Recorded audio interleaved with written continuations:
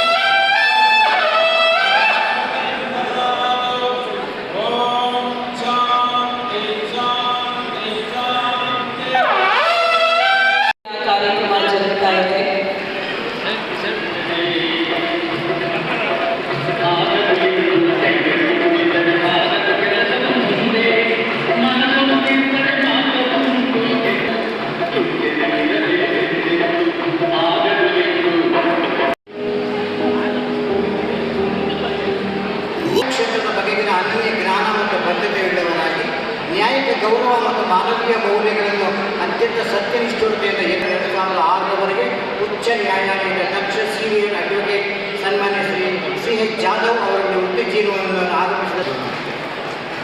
ಶ್ರೀಗಳ ನ್ಯಾಯಾಂಗ ಕ್ಷೇತ್ರದಿಂದ ಅಪಾರ ಆಸಕ್ತಿ, ಅನುಭವ ಮತ್ತು ಮಾನವೀಯ ಮೌಲ್ಯಗಳಿಗೆ ಮಿಡಿಯುವ ಸತ್ಯನಿಷ್ಠರ ಸಂಚಲನಾತ್ಮಕ ಮೊಕದ್ದಮೆಗಳು ಅವರ ಸಾಮರ್ಥ್ಯಕ್ಕೆ ಹಿಡಿದ ಕನ್ನಡಿಯಾಗಿವೆ.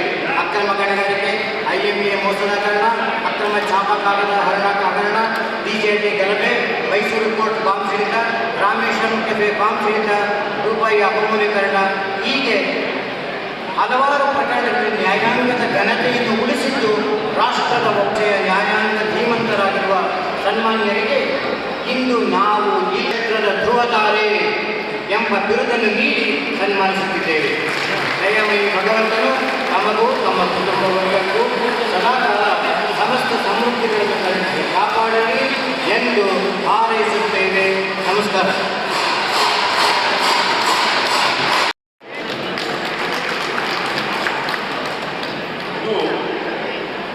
ನನಗೊಬ್ಬನಿಗೆ ಸ್ವಂತ ಗೌರವ ಅಂತ ನಾನು ತಿಳ್ಕೊಳ್ಳೋದಿಲ್ಲ. ನನಗೆ, ನನ್ನ ತಂದೆ ತಾಯಿಗಳಿಗೆ, ನನ್ನ ಮಡಲಿಗೆ, ಮಕ್ಕಳಿಗೆ, ನನ್ನ ಕುಟುಂಬ ವರ್ಗದ ಎಲ್ಲರಿಗೂ ಸಂದಂಥ, ನಮ್ಮ ಸಮಾಜದಿಂದ ಸಂದಂಥ ಗೌರವ ಅಂತ ನಾನು ಅನ್ಕೊಂಡೆ. ಇವತ್ತು ಇನ್ನೊಂದು ವಿಶೇಷ ಅಂತಂದರೆ, ಇದು ಸಾಧಕರ ಸಮ್ಮೇಳನ. ಇದು ಪ್ರತಿಯೊಬ್ಬರು ಸಾಧಕರೇ, ತಮ್ಮ ತಮ್ಮ ಜೀವನದಲ್ಲಿ ಬೇರೆ ಬೇರೆ ಫೀಲ್ಡಲ್ಲೆಲ್ಲ ಸಾಧನೆ ಮಾಡಿದ್ದೀರಿ. ನಿಮ್ಮಗಳ ಮಧ್ಯೆ ನನಗೆ ಕರೆದು ಈ ಒಂದು ಸನ್ಮಾನ ಮಾಡುವುದು ವಿಶೇಷ ಅಂತ ನಾನು ಭಾವಿಸ್ತೇನೆ. ಆದರೆ ನನ್ನ ಪ್ರಕಾರ ನಾನು ಈ ಸನ್ಮಾನಕ್ಕೆ ಅರ್ಹನ ಅನ್ನೋದಷ್ಟೇ ನನಗೆ ನಿಜವಾಗ್ಲೂ ಕಾಡ್ತಾ ಇದೆ. ರಾಮಸ್ವಾಮಿ ಅವರು ಒಂದು ಮುಂಚೆ ಬಂದು ನನ್ನ ಹತ್ರ ಎಲ್ಲ ಸ್ವಾಮೀಜಿಗಳ ಆದೇಶ ಮಾಡಿದ್ದಾರೆ, ಇದೊಂದು ಕಾರ್ಯಕ್ರಮ ಅಂದ್ಕೊಂಡಿದ್ದೀವಿ, ಸ್ವಾಮಿಗಳು ಹೇಳಿದ್ದಾರೆ ನಮಗೆ ಈ ಒಂದು ಪ್ರಶಸ್ತಿಯನ್ನು ಕೊಡ್ತಾ ಇದ್ದೀವಿ, ನಾವು ದಯವಿಟ್ಟು ಬಂದು ಸ್ವೀಕಾರ ಮಾಡ್ತೀವಿ.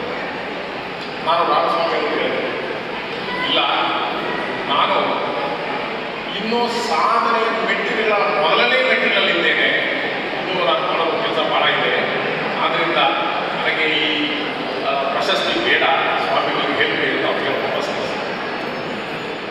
ರಾಮಸ್ವಾಮಿ ಅವರು ಮತ್ತೆ ಬಂದರು, ಇಲ್ಲ, ಸ್ವಾಮಿಗಳ ಆದೇಶ ಆಗಿದೆ, ನೀವು ಇದನ್ನು ತಿರಸ್ಕರಿಸಲು ಸಾಧ್ಯನೇ ಇಲ್ಲ, ನಾವಿನ್ನು ವೆಯ್ಟು ಮಾಡೋದನ್ನ ನೀವು ಬರಲೇಬೇಕು ಅಂತ ಹೇಳಿ ನನಗೆ ಫೋರ್ಸ್ ಮಾಡಿದ ಮೇಲೆ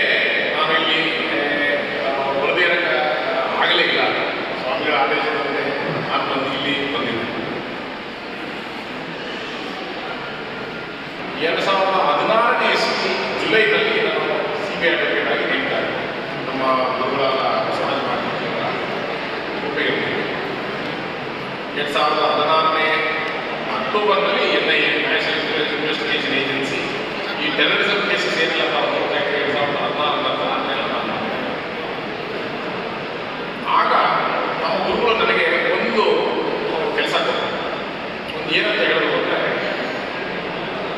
ನೀವು ದೇಶ ಸೇವೆಯನ್ನು ಮಾಡಿ, ಪ್ರಾಮಾಣಿಕವಾಗಿ ಮಾಡಿ, ನೀವು ಒಂದು ಬ್ರ್ಯಾಂಡ್ ಆಗಬೇಕು, ನಿಮ್ಮ ಹೆಸರೇ ಬ್ರ್ಯಾಂಡ್ ಆಗಬೇಕು, ಆ ರೀತಿ ಮಾಡಿ, ಇದು ನನ್ನ ಬೇಡಿಕೆ ಅಂತ ಹೇಳಿದ್ರು 2016 ಜುಲೈನಲ್ಲಿ.